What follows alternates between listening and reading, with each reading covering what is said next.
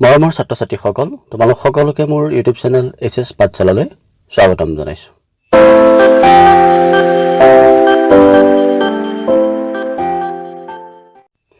মৰমৰ ছাত্ৰ-ছাত্ৰীসকল, আজি এই ভিডিঅ'টোত আমি আলোচনা কৰিম অসমীয়া ভাষাৰ প্ৰত্যয়ৰ বিষয়ে।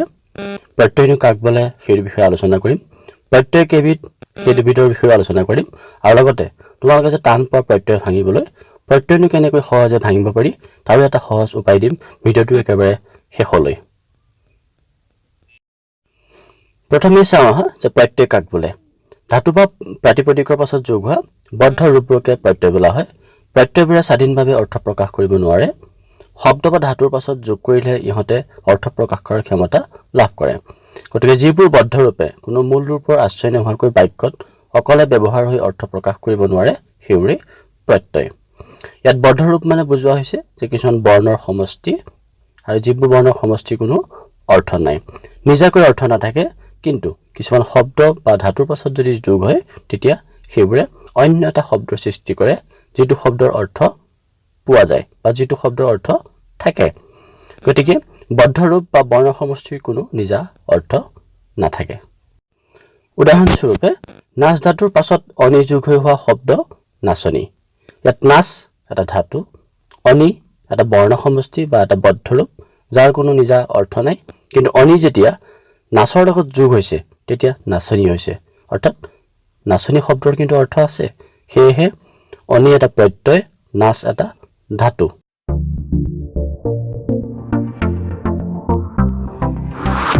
আমাৰ ছাত্ৰ-ছাত্ৰীসকল, আমি ধাতু আৰু প্ৰাতিপদিক মানে কি বোলে আমি জনাটো দৰকাৰ। ধাতু মানে হ'ল ক্ৰিয়াৰ মূল, অৰ্থাৎ ক্ৰিয়াৰ মূলকে ধাতু বোলে। উদাহৰণ চোৱা, মই ভাত খাওঁ, মই ভাত খাইছিলোঁ, তাই ভাত খায়, আমি ভাত খাম। এইকেইটাত খাওঁ, খাইছিলোঁ, খাই, খাম, এইকেইটাৰ মূল হৈছে খা। এই খাৰ লগত লগ হৈ খাওঁ, খাইছিলোঁ, খাই, খাম হৈছে। গতিকে খাটো হ'ল ক্ৰিয়াৰ মূল, তাক কোৱা হয় ধাতু। এতিয়া চাওঁ প্ৰাতিপদিক কাক বোলে। বস্তু অথবা বস্তুৰ বিশেষ অৱস্থাবাচকমূলক প্ৰাতিপদিক বোলে। আমি প্ৰাতিপদিকৰ উদাহৰণ চালে আমি বুজি পাম যে কাকনো কোৱা হয়। উদাহৰণ চোৱা, ভাল, মানুহজন ভাল, কাপোৰখন ভাল। খৰ, মানুহগৰাকী কামত বৰ খৰ, খৰ মাৰিলে খেতি বেয়া হয়। ইয়াত চোৱা যে মানুহজনৰ অৱস্থা বুজাইছে। মানুহজনৰ অৱস্থা কেনেকুৱা? ভাল। কাপোৰখনৰ অৱস্থা কেনেকুৱা? ভাল। মানুহগৰাকীয়ে কাম কৰিব পাৰে খুব খৰকৈ, খৰ, গতিকে সেইটো মানুহগৰাকীৰ এটা অৱস্থা। খৰ মাৰিলে খেতি বেয়া হয়, অৰ্থাৎ খৰাং হ'লে খেতি বেয়া হয়, সেইটো এটা অৱস্থা। গতিকে খৰ, ভাল এইকেইটা হৈছে অৱস্থাবাচক শব্দ। অসমীয়াত প্ৰত্যয় দুবিধ, কৃত প্ৰত্যয় আৰু তদ্ধিত প্ৰত্যয়। প্ৰথমতে আমি চাওঁ আহা কৃত প্ৰত্যয়। ধাতুৰ পাছত যোগ দি বিশেষ্য আৰু বিশেষণ শব্দ গঠন কৰা প্ৰত্যয়বোৰক কৃত প্ৰত্যয় বোলে। অৰ্থাৎ ক্ৰিয়াৰ মূলবিলাকৰ লগত যদি যিকোনো বৰ্ণ সমষ্টি যোগ হয় বা বদ্ধ ৰূপ যদি যোগ হয়, যিবোৰ বদ্ধ ৰূপ যোগ হৈ বিশেষ্য বা বিশেষণ শব্দ গঠন কৰে সেইবোৰকে কৃত প্ৰত্যয় বোলে। উদাহৰণস্বৰূপে চোৱা, অন। অন এটা প্ৰত্যয় যাৰ একো নিজা অৰ্থ নাই, ইয়াতে বৰ্ণ সমষ্টি কেৱল। যদি পিন ধাতুৰ লগত ই যোগ হয় তেতিয়া পিন্ধন হয়, অন্য এটা শব্দ সৃষ্টি হয় যাৰ অৰ্থ আছে। যেনে অতি, অতি নিজা অৰ্থ নাই, কিন্তু ৰুৰ লগত যোগ হ'লে সি ৰুৱতী হয়, যাৰ এটা নতুন অৰ্থ ওলায়। গতিকে অন আৰু অতি প্ৰত্যয়। বিশেষ্য শব্দ গঠন কৰা কৃত প্ৰত্যয় কিছুমান উদাহৰণ চোৱা, অন, উৰ যোগ অন, উৰণ, খা যোগ অন, খাওন। তোমালোকে যোগ চিন দিও দেখাব পাৰিবা, যেনে খা যোগ অন, খাওন, তেনেকে যোগ চিন দিও তোমালোকে লিখিলে ভুল নহয়।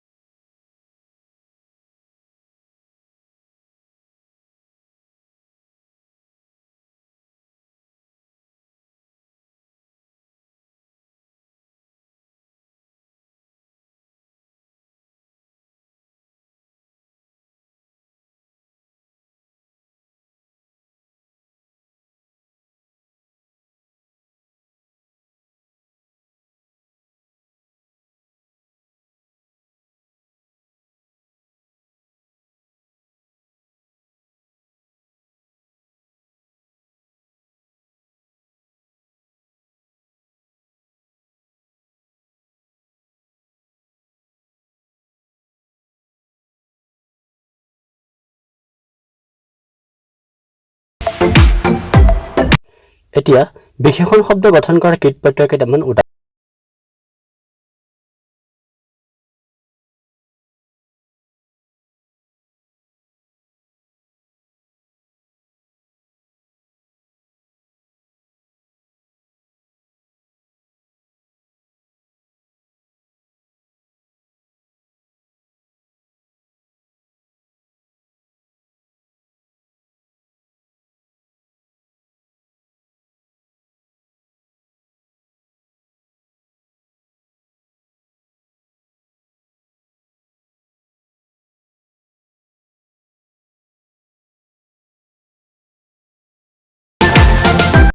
এতিয়া আমি আলোচনা কৰো আহা তদ্ধিত প্ৰত্যয় প্ৰাতিপদিকৰ পাছত যোগ হোৱা প্ৰত্যয়বোৰক তদ্ধিত প্ৰত্যয় বোলে প্ৰাতিপদিক মানে কি মই ইতিমধ্যে কৈ গৈছো উদাহৰণস্বৰূপে চোৱা অনি এটা প্ৰত্যয় যাৰ একো নিজা অৰ্থ নাই কিন্তু কাঠ শব্দৰ লগত যদি যোগ হয় অৰ্থাৎ কাঠ প্ৰতিপদকৰ লগত যদি যোগ হয় সি তেতিয়া কাঠনি হয় অন্য এটা প্ৰত্যয় চোৱা ওৱা একো অৰ্থ নাই কিন্তু এলাহৰ লগত যদি যোগ হয় সি এলেহুৱা হয় অৰ্থাৎ নতুন এটা শব্দ সৃষ্টি কৰে যাৰ নিজা অৰ্থ আছে সেয়েহে অনি আৰু ওৱা প্ৰত্যয় বিশেষ্য শব্দ গঠন কৰা তদ্ধিত প্ৰত্যয় কেইটামান উদাহৰণ চাওঁ আহা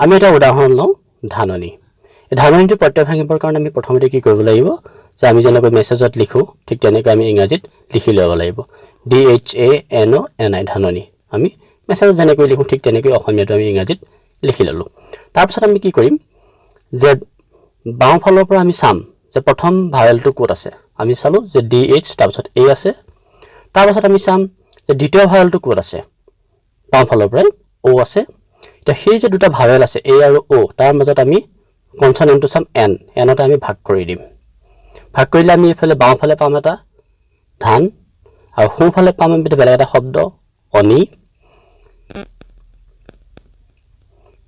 এই ধান আৰু অনি আমি দুটা শব্দ পাই যাম এই দুটাক আমি এতিয়া অসমীয়াত লিখিম ধান DHAN ধানটো আমি ধান অসমীয়াত লিখিম তাৰপিছত ONI অনি সেইটো আমি অসমীয়াত লিখিম অনি তাৰপিছত আমি দুইটা যোগ কৰিলে গম পাই যাম ধাননি সমান ধান যোগ অনি একেবাৰে সহজ এতিয়া অন্য এটা উদাহৰণ চাওঁ আহা উদাহৰণটো হ'ল মগনিয়াৰটো আমি ইংৰাজীত লিখি ল'ম MAGANIYAR মগনিয়াৰ আমি মেছেজত যেনেকৈ লিখোঁ ঠিক তেনেকৈ আমি লিখি ল'লোঁ বাওঁ ফালৰ পৰা চালোঁ প্ৰথম ভাৱেল পালোঁ A তাৰপিছত ভাৱেল পালোঁ A এতিয়া আমি সেই এই দুটাৰ মাজৰ যিটো কনসনেন্ট সেইটোতে ভাগ কৰি দিম তেতিয়া আমি দুটা শব্দ পাই যাম দুফালে দুটা বাওঁফালে এটা পাম তাৰপিছত আমি সোঁফালে এটা শব্দ পাই যাম সেই শব্দ দুটা আমি সেপাৰেট কৰি দিম বা ভাগ কৰি দিম ভাগ কৰিলে কি পাম মগ পাম আৰু সিফালে পাম আমি অনিয়াৰ MAG মগ আৰু ইফালে ANIYR অনিয়াৰ পাম সেইকেইটা আমি অসমীয়াত লিখিম মগ আৰু সিফালে পাম অনিয়াৰ কিন্তু মগটো আমি ব্যৱহাৰ নকৰোঁ আমি ব্যৱহাৰ কৰিম মাগ কিয়নো মগনিয়াৰে কি কৰে সদায় খুজি মাগি খায় সেইকাৰণে আমি মগটো ব্যৱহাৰ নকৰি মাগ ব্যৱহাৰ কৰিম অৰ্থাৎ মগ শব্দটো মগনিয়াৰ কাৰ্যৰ লগত জড়িত নহয় সেয়েহে আমি মাগ খুজি মাগি খোৱা সেইকাৰণে আমি মগৰ সলনি মাগ লিখিম মৰমৰ ছাত্ৰ ছাত্ৰীসকল এনেকৈ তোমালোকে প্ৰত্যয় ভাঙিবলৈ চেষ্টা কৰিবা অসমীয়াত লিখিবা তাৰপিছত ইংৰাজীত লিখি ল'বা মেছেজত লিখাৰ দৰে তাৰপিছত তোমালোকে দেখিবা যে প্ৰত্যয় সহজে ভাঙিব পাৰিছা প্ৰেক্টিছ কৰি চাবা অভ্যাস কৰিবা নিশ্চয় পাৰিবা আশা কৰোঁ এই ভিডিঅ'টোৰ দ্বাৰা তোমালোক কিছু পৰিমাণে হ'লেও উপকৃত হ'বা